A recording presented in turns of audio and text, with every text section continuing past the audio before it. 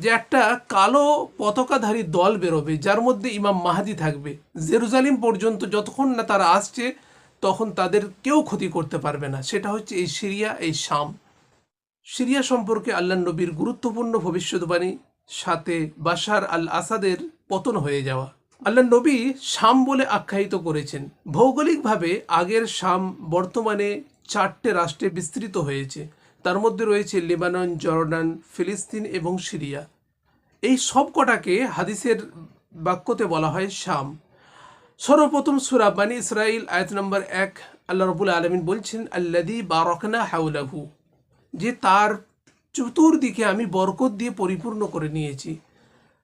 হাদিস শরীফের মধ্যে এটাও আছে যে মক্কা এবং মদিনার পরে আল্লাহ তাআলার কাছে পছন্দনীয় ভূমি হচ্ছে কি ফিলিস্তিন বা শাম।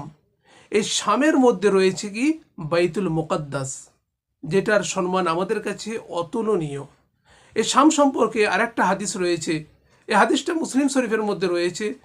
হাদিসটা শুরু হয়েছে লা ইয়াজালু তাইফাতুম মিন উম্মতি। আল্লাহ নবী এখানে বোঝাতে চেয়েছেন যে এই শাম দেশের মধ্যে আমার একটা উম্মত থাকবে, তারা কিয়ামত পর্যন্ত হকের উপরে টিকে থাকবে। তাদেরকে কেউ কোনো ধরনের বিভ্রান্ত করতে পারবে না, তাদের কোনো ক্ষতি করতে পারবে না। একজন সাহাবীকে আল্লাহ নবী বললেন যে মুসলিমরা 3টি দলে বিভক্ত হবে।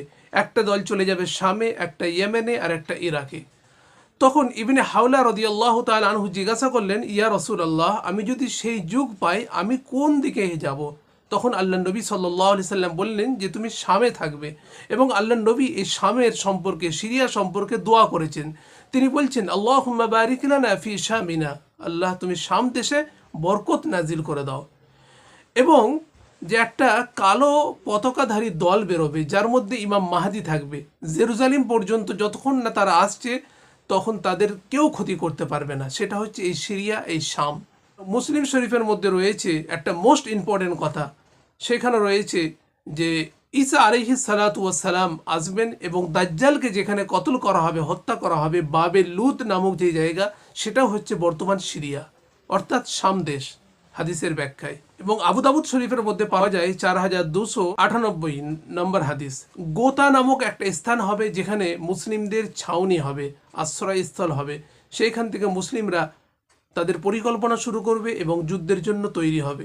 এক কথায় বোঝা যাচ্ছে যে সিরিয়া সম্পর্কে আল্লাহ নবীর কত বড় ভবিষ্যৎবাণী। এবং সব থেকে বড় কথা হলো তারা ন্যায়ের উপরে থাকবে, তারা প্রোটেস্ট করতে পারবে।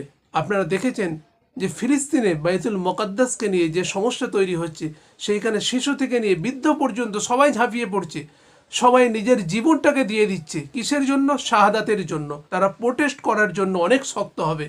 আল্লাহ সুবহানাহু ওয়া তাআলা আমাদের সকলকে নেক আমল করে দুনিয়া ছাড়া তৌফিক এনায়েত করুন।